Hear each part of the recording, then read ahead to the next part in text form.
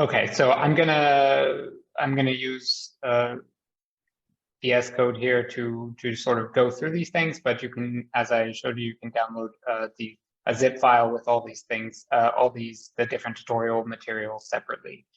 So in tutorial 1, we just want to look at one set of data. So if you download that zip file and under materials, you'll find there's a data folder in there. And inside that data folder, there's a zip file that just says water workflow. And I meant for this to be unzipped, sorry. I just do that really fast. And so if you unzip this, okay.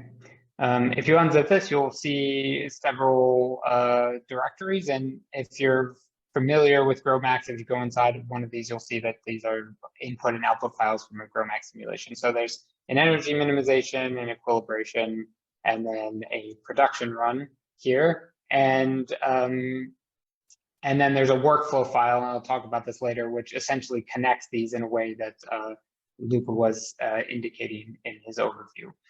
So what I want to do is just go to the Nomad webpage. So if you open this PDF under the materials, which gives complete instructions of what I'm going to go through, you can click on this link, and it will take you to nomad-lab.eu. So I already opened that, and I'm just going to open this data folder here, and then I'm going to go to the Nomad page. Okay, so if you click on that link or go to nomad-lab.eu, you'll be on this page. I want you to scroll down to the bottom, and we're going to use this beta implementation or deployment for the tutorial. So I'm going to click on that. By the way, if I imagine either sort of people have already set up an account and they're Nomad users, or maybe some of you haven't done that yet, that's fine. I'm going to walk you through all the steps, so you don't necessarily need to be doing everything that I'm doing. I want to sort of talk through it, and then hopefully there'll be time for you to explore a little bit in between. So if you haven't logged in, there'll be a login button here, but I already logged in. And if you haven't registered, you can click on this login button and then register. And then what I want to do is go to publish and then uploads. And then I'll be on this page, and then I can do create new upload. And then I'm going to take this the zip file, this water workflow.zip, and I'm just going to drag it and drop it in here. So again, this had this whole file structure of simulation files.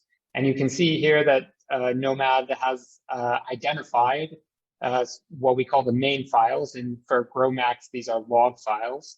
It's parsed these files and extracted the relevant data and metadata, again, that Luca was talking about. And this is sort of an overview of all the relevant main files for this upload. And then I can go to the entry page for a single one of these. So for this, I'm just going to look at this production simulation. So I'm going to click on these 3 dots. And this is going to take me to the overview page. I'm actually not going to talk about the overview page at the moment. I'm going to talk about that in the second tutorial. So I just want to focus on sort of the files and the metadata that were processed by Nomad. So if I click on this files tab, I see all the raw data files that were processed within this entry, this production simulation. And so I have all the input and output files from GROMACS, and I can download these files if I were to find this just by searching around in the repository. Now I can go, I'm going to skip to this logs tab on the right-hand side, and this has some information about the processing. It'll tell me if Nomad successfully processed these files. And you can also see perhaps some warnings here. So we can see here, if we scroll down, okay, there's a bunch of information, technical information, but there's no errors or anything. So everything was processed correctly. And then if I go to the data tab, this is going to be sort of a clickable version of the metadata, or what we call the meta info for Nomad. And here you can already see some of the sections that Luca was talking about. So in the run section, we have sort of a lot of the metadata that was directly taken from these raw data files. We have, if I click on program, I can see that this is coming from a GROMACS simulation, and then there's some version of the software that it was run with. And if I go to method, then I see that there's some force field information and some parameters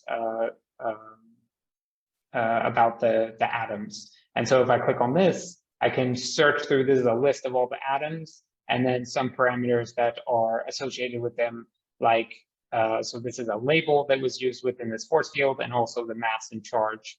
Sorry, I didn't mention this is a classical molecular dynamics simulation. And this is a simulation, if you didn't see before, of just a box of water. So within the force field, there's some information about the force field, although this is something that we haven't worked on yet extensively. So this will be improved in the future. But right now, the force field has some basic information about the model. So some of the intramolecular interactions, you can go, this is a list of some intramolecular interactions. And then there's some basic input parameters about the force calculations, some of the neighbor searching parameters, and then some of the cutoff parameters for the van der Waals and Coulomb types. So again, this will be expanded in the future, but this is the type of information that's in this method section. And then I can go back to the run section. And if I click on system, this system holds all the configurational information of the system. And there's a list here, which is all the saved configurations essentially from the simulation. So if I click on the first one, I see there's some attributes here. This is telling us about the system makeup.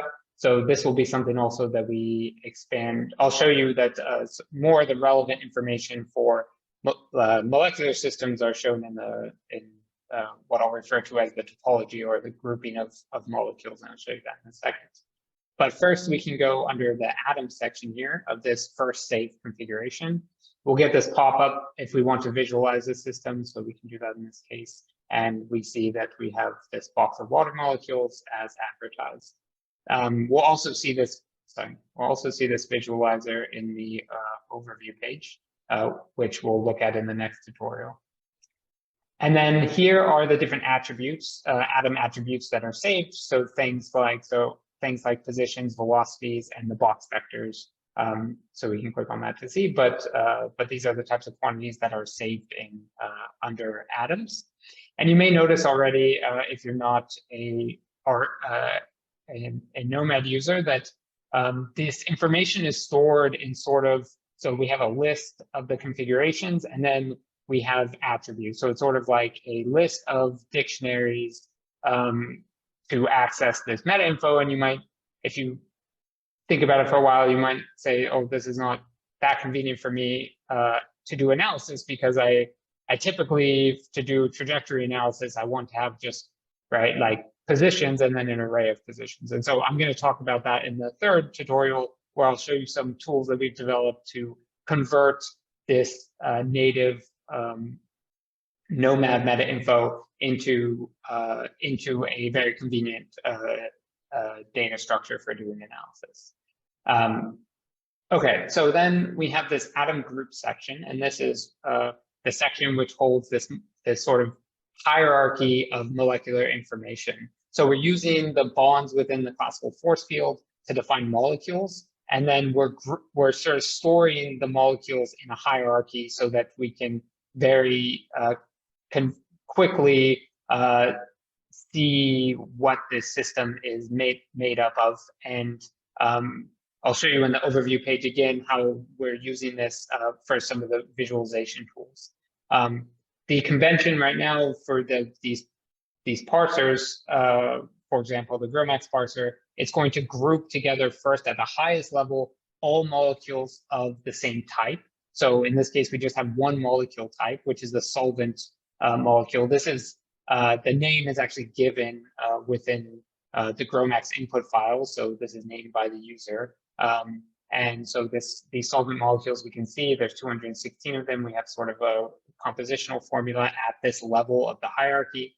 And then underneath this group, if I click on this group, now I have another atom group, and each one of these 216 molecules are listed in this are listed here. And then if I click on one of these molecules, now I have the information about that molecule. So the next level of the hierarchy. And so here I can see that this molecule is made up of 2 hydrogens and 1 oxygen, and I can see the atom indices of this particular molecule. So if I click on a different molecule, then I have some different atom indices. And in this way, I can grab a particular molecule and then reference back, for example, grab the positions from the atom section. Great.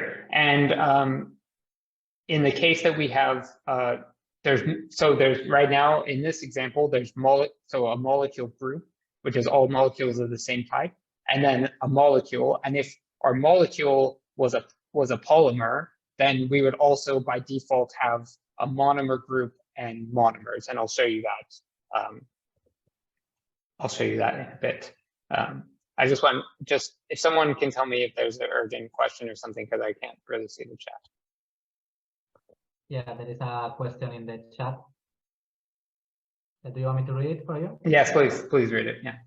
So Liang Liang, he's asking, or she's asking, from the force field section, can we find information about bonding parameters, like bond stretching, angle bending, etc.?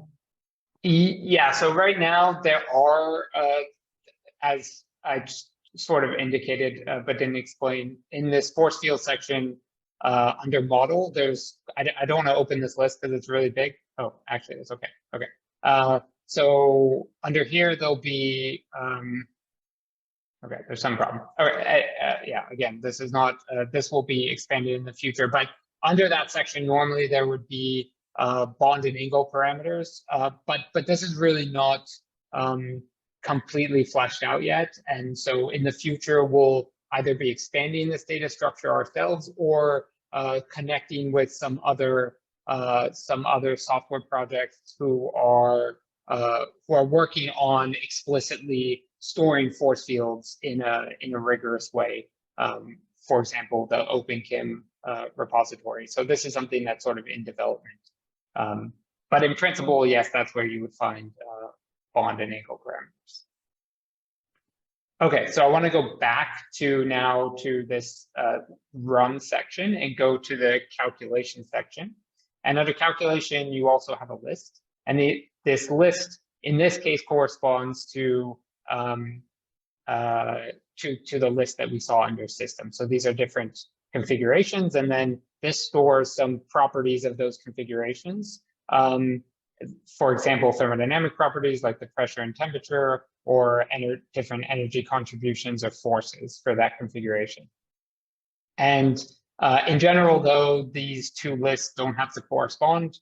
We may have different save frequencies for the thermodynamic properties in the system, and so we have a reference to the system in here, so you know exactly what system you're talking about. So if you want to know about the positions for this calculation where you have a certain pressure, then you can go via this reference, which will point you then to the corresponding atom section that you would find in system. And here we also then store the step and time information. Yeah, so that is the basics of this. That's the basics of this metadata information. And if you scroll to the bottom of this PDF that's in the materials, there are some exercises which you can search through this data tab and try to find some information about this system.